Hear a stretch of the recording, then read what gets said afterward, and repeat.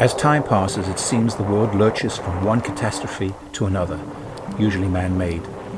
Countless wars and conflicts have darkened man's time on this planet.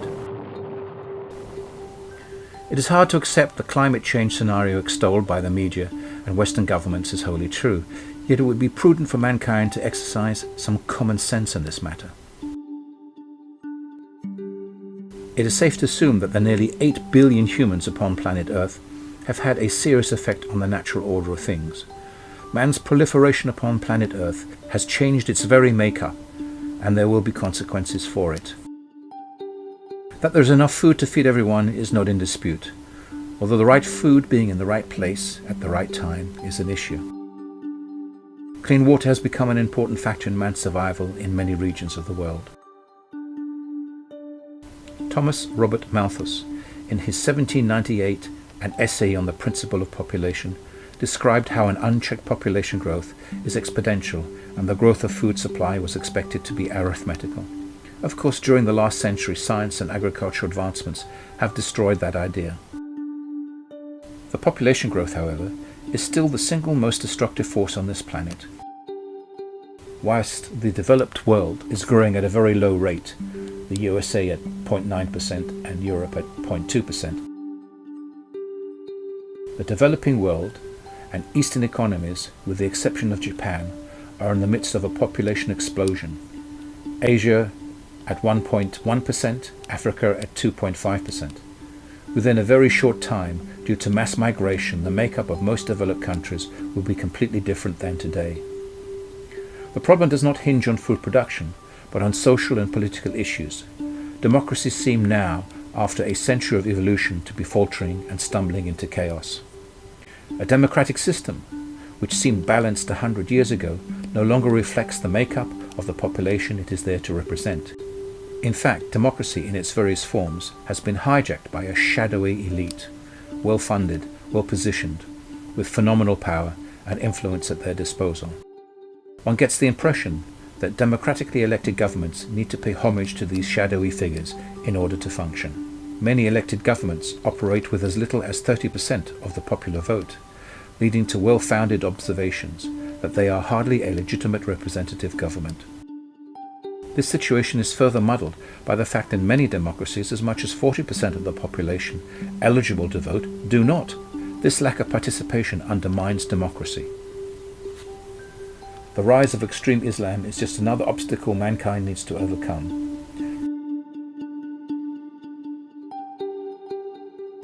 Religions have for centuries been at the forefront of social disruption. As democracies slowly took over from absolute monarchies and dictatorships, humans looked for a brave new world where fairness and justice took center stage. Whilst these ideals certainly took hold after World War II in Europe and other emerging democracies, the ideals have been slowly eroded by globalization and multinational corporations behaving like multinational countries. Populations find themselves in a situation where the collective voice no longer seems to have a vote or opinion. All of this strangely fits into the realization that individuals are having a harder time than ever surviving the daily chores of life. With the recent recession, people find themselves up against the wall trying to do their utmost to survive the daily chore of existence. It is estimated that 90% of a person's time is spent on the daily functions of living. And, if they are lucky, they might just spend the remaining 10% on something creative like reading, writing, or inventing something scientific. This is a staggering observation on society and the individual. Humans are in trouble if we as individuals cannot put the daily chore of existence aside and just daydream and create. We will become like the human workers in modern times or the robots of Metropolis. Nothing but a worker for the benefit of those who pull the government string. Those that tweak and manipulate democracies seem to be beyond the rule of law and decency. Our experiences will go one of two ways. If allowed to by governments and multinational corporations, an unprecedented change in the way we live our lives will happen. Science and technology will enhance and improve our lives.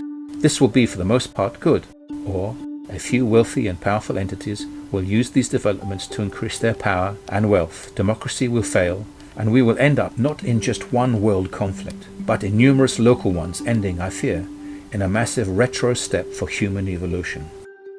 If we as individuals and as a collective can elect governments that truly represent the electorate, we can surely venture out into the brave new promised world and make a difference. For this to happen, I think we must address the population boom. As a population grows, the diversity of opinion widens, and it becomes difficult to get a consensus of opinion on the way forward for a country. With the first past the post system, it works really well in a democracy with a small population, but fails miserably in a large population. A political party will often gain power with effectively around 30 to 35% of the popular vote. Great Britain seldom ends up with a government that has attained a majority vote. In fact, the last time this took place was the 27th of October 1931, where the Conservatives gained 54.97% of the vote, 470 parliamentary seats. Many other democracies have similar problems. Very few have a system where there is an overwhelming vote for one party or candidate, and even when this does happen, there seems to be a problem in passing innovative legislation that moves mankind as a whole forward. The key to our future survival as a species is that we control our population growth and we protect democracy in its various forms, for without democracy, we will surely fail as a species.